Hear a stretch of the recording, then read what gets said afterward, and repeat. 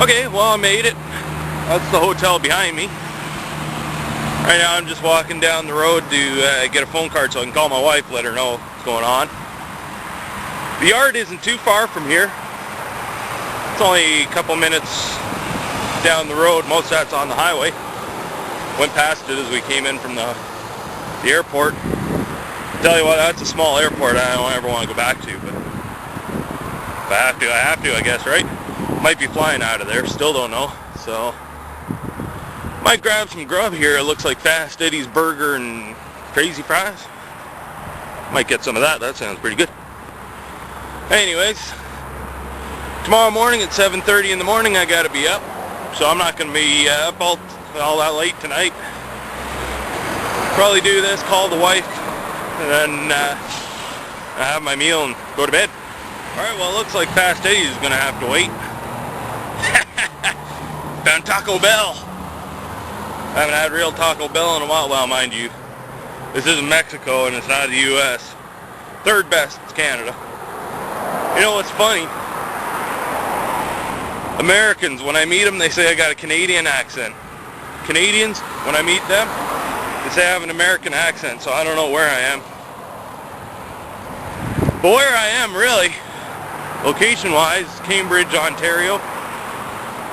Apparently it's kind of northwest of Toronto. I thought it was a little south, but then again, I never was good at geography.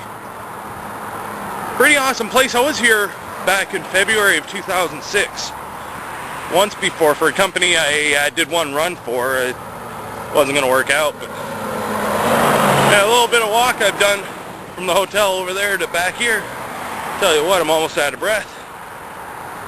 Last time I was here, I was able to walk from that set of lights back there to way far over that way, over there, over the 401, back to the hotel, and friggin' I did a huge circuit. It was kind of cool.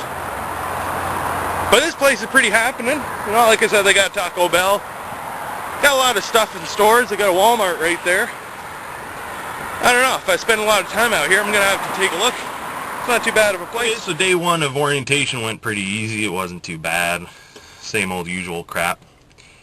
I got promoted or demoted, whatever you want to say, to be the shuttle bus driver. It's okay. I didn't mind doing it. At least I know I'm going to get there and I'll leave when I want, right? This morning I woke up and came down here. Shuttle bus was supposed to be here for 7:30, I was told, and it was about 7:45, and another driver had come down to the front and talked with front desk and trying to figure out what was going on, and eventually he goes outside, so I stand outside with him. A cab comes and he gets inside the cab, and I ask, okay, you going to Challenger? He says, yeah. So we ended up taking a cab over because we didn't know where the shuttle was. And I guess the guy just came late or something like that, because by the time we got there, he was just pulling in with the bus. So, but anyways, on top of everything else, I hope this isn't a preface as to what's going to happen at this company. As soon as I get into the van, because I had to go and take the drug test and get my hearing test done, which was awesome. I've got good hearing. I didn't think I would.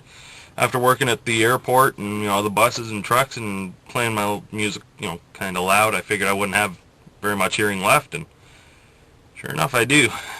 Just don't let the wife know. But anyways, what happened was the mirror fell off. There it is down there. I don't know if you can kind of see, it's all cracked up, and it plunked right off. Now, I don't know what happened, it just happened, so they know about it. Hopefully, like I said, that's not a sign of things to come. Anyways, I gotta get upstairs, I gotta take the guys to dinner. Great company so far, they're paying for everything, and breakfast was included here, and lunch and dinner, they're paying for it. So, do you ever get the feeling you were alone? Like you're the only one that understands life? That's how I felt today. Nobody else could understand anything we went through. It's not that difficult. Everything is self-explanatory. Even the tests. I was able to do some of the tests before we even got to it. The fact that I've driven for a few years already doesn't matter. It's all self-explanatory. Do you show up at the border before you have clearance? No. Oh well. Today wasn't too bad of a day, I guess. Started off a little rough. Kind of went through a little... I almost had to chuckle. And the ending, well, day's not done yet. Started out, I was supposed to leave here at 7:30 in the morning with the bus. And lo and behold, a couple of my passengers, a married teen couple, didn't want to show up until about 7:45. We're supposed to be at the yard at 8. The yard is about 20 minutes away from here. In traffic, in morning traffic anyway. They decided to show up at 7:45. I told them, okay, well, grab anything you want from the continental breakfast and come into the van and you can eat it on the way. And they decided they were going to sit down and have their breakfast there. So while I'm sitting with the other driver waiting to go to the yard as we professionals wanted to do, I got out, saw that, I said, grab your food and let's go. So it took them an extra minute or two to grab their food off the table and come to the van. So by the time we got there, it was about 8:05. So she was wondering, the instructor, wondering where we were. I just told her, well, somebody showed up late, and thankfully they just said, yeah, we did. It's almost like they don't care. That's what it seems like. You know, I don't think it's a matter of not understanding English. It's a matter of not caring. You know, last night, Challenger's really nice. They're paying for, well, the breakfast is included here at the hotel. Lunch, they've got a cafeteria there. They give us a coupon for $10, which is really nice. Pretty good food, too, for a cafeteria. And then for dinner, they're taking care of us. They're giving us $12 plus tax to go to a diner down the street. And me being the bus driver, have to coordinate. Now, thankfully, I've done the tours before. I had to coordinate everybody, and I said, well, you know, about 7:30. Now, there's only the three of us last night, or four of us actually, the couple, and then the other driver and myself. So it wasn't really hard to get a hold of everybody, and, you know, I told them about 3 times since the time we left the yard to 7:15. Got on the phone to them, said to the one driver, I said, okay, well, you're going to be ready at 7:30? He says, well, I've ordered a pizza last night. I've still got some here, so I think I'll just eat that. And I said, all right, fine. So it was just down to me and the couple. I called the couple up. I said, are you ready for dinner? And it was 7:20. And they said, well, when? And I was dumbfounded because I told them somewhere between 7 to 7:30. So I figured, you know, well, as soon as you come down here and we get to the restaurant, that's a good time. So I said, well, maybe about 10 minutes or so. So she said, oh, I don't know, that's too early. Well, let me call you back. So I raced all the way back up to the room. She said about 10 minutes, so I waited for 10 minutes. Didn't have a phone call. And I figured, you know, if you're going to be, you know, that indecisive, you know, at 7:30, I don't think that's really too early, you know. I know we're from BC where 5:30 here is, what, 2:30. However, by this point, we should be adjusted to, and they drove a truck over, so they should be adjusted to be to Ontario time now, right? So I figured, all right, well, you haven't given me a call back. You don't want to go out to dinner. You said you had friends over anyway, so I just hightailed it to the restaurant myself. You know, I'm not going to sit there and babysit anybody. My babysitting days are over. That's when I drove a bus. Now I drive a truck. Totally different attitude. So it just seems like they don't care. The other drivers I'm getting along with, except for that guy that was cheating last night off my dangerous goods course, which he got his today. He, the instructor came to me during the break and asked me if I thought he was cheating, and I said, yeah, I do believe so. And his head's going like this over to my, because I'm sitting over on his right, and he's going like this. He's sitting there at his book, scratching his head. His book isn't even open, looking over at mine, and then, you know, going like this, and then, no, yeah. And then he catches up on 3 questions without opening his book. And then I had finished my test, because I don't want to say I'm smart, but I know what it is, you know, for dangerous goods. I mean, just for the fact that I've done it 4 or 5 times, you know, in the past 4 years, I mean, And so I had done, so I turned because I knew he was cheating, I turned my paper over and I put my pen, if this is a desk, papers are here, I put my pen exactly like this. I go and use the restroom. I come back, my papers are kind of like this, and my pen is down here like this, so tell me somebody didn't look at my papers.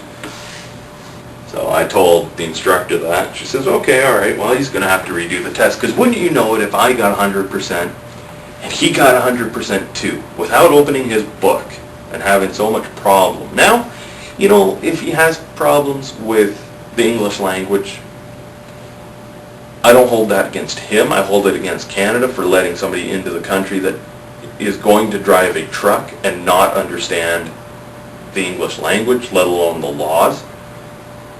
But at the same time, if you have a problem, ask me. They were asking me today, the instructor was having a hard time because I think I was about the only one or two person that knew how to speak clear English, right? So everybody needed some extra help as to, what's going on and, what this means and that means. So I kind of helped her out. I explained to some. She saw that I know what I'm doing, with driving a truck as well as I know English.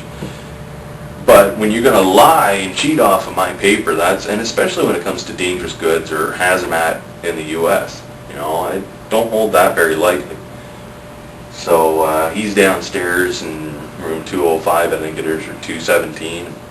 He's doing his test right now over again with nobody else there but him and his book. And I don't feel sorry for him. So other than that, went into the simulator today, went through customs procedure, which is pretty easy. It seems a little easier now. The U.S. is starting to get used to their ACE system. Canada's going to be implementing an ACE system. Instead of ACE, it's going to be ACI. I don't know what the I don't know what the I stands for. It stands for something, I guess. Just keeping an eye out for the van. I had to give that up today because the two that were late had to stay and get their simulator taken care of. So the instructor drove the other three of us back because there's another guy staying at the hotel tonight. So she asked if I wouldn't mind leaving them the keys, which I didn't mind because it's about a half hour per driver, so that's two of them in an hour. But I'm supposed to get the keys back tonight, so that way we can all go to dinner.